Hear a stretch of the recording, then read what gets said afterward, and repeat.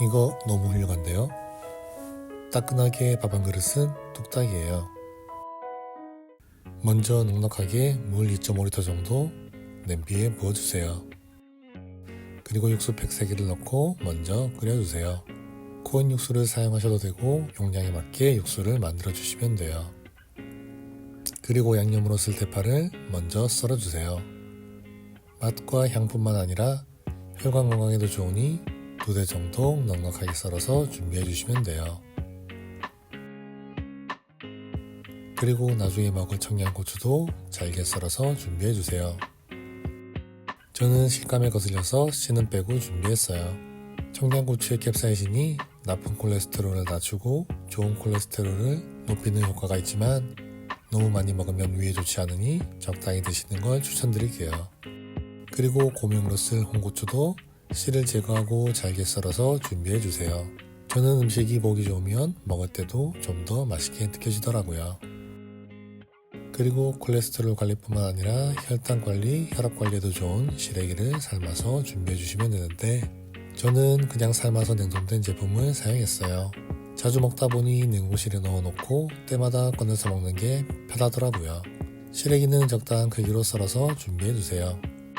보이는 것처럼 해동된 제품이라 아무래도 물이 많이 생기니 물기를 적당히 짜서 준비해 주세요. 그 사이 충분히 끓여져 육수가 완성되었으면 육수팩을 건져내서 잠시 불을 꺼두시고 육수에 들어갈 양념을 준비해 주시면 되는데 먼저 썰어놓은 대파와 시래기가 담긴 볼에 고춧가루 1스푼, 오메가3가 풍부한 들깨가루는 4스푼, 고지혈증 관리에 좋은 들기름은 3스푼, 잡내 제거용 맛술도 3스푼, 감칠맛 더해줄 참치액은 2스푼, 프락토 올리고당 1스푼, 된장은 4스푼, 다진 마늘 1스푼, 다진 생강도 1스푼 정도 넣어주시고 양념이 잘 섞이도록 손으로 섞어주세요. 이제 끓여놓은 육수에 양념을 넣어 다시 끓여주세요. 육수가 다시 끓어오를 동안 해동된 냉동고등어 2쪽을 꺼내주세요. 그리고 비린내 제거를 위해 껍질을 벗겨주세요.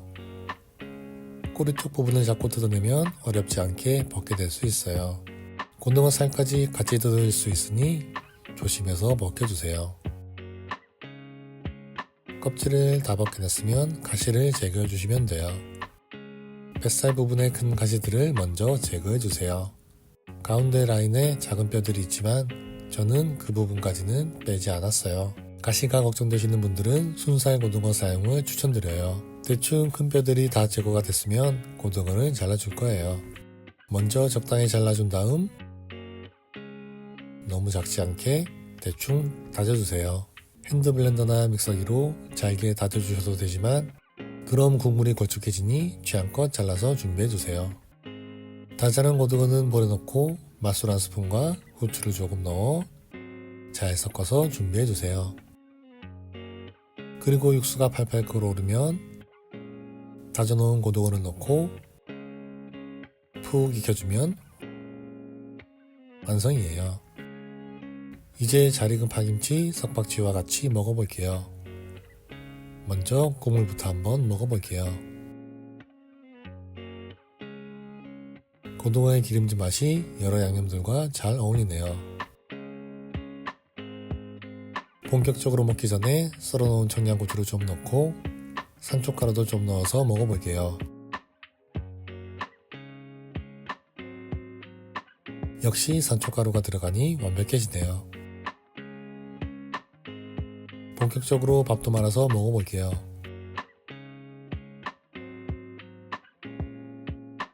파김치든 석박지든 뭐든 다 어울리네요. 고기국밥을 자주 먹지 않는 지금 상황에서 훌륭한 대체국밥이네요. 들어간 재료들이 고지혈증 관리에 도움되는 것들로 구성되어 있으니 저같이 관리가 필요하신 분들은 한번 드셔보세요. 물론 관리가 필요 없으신 분들도 맛과 영양까지 훌륭하니 추천드려요. 그럼 시청해주셔서 감사합니다.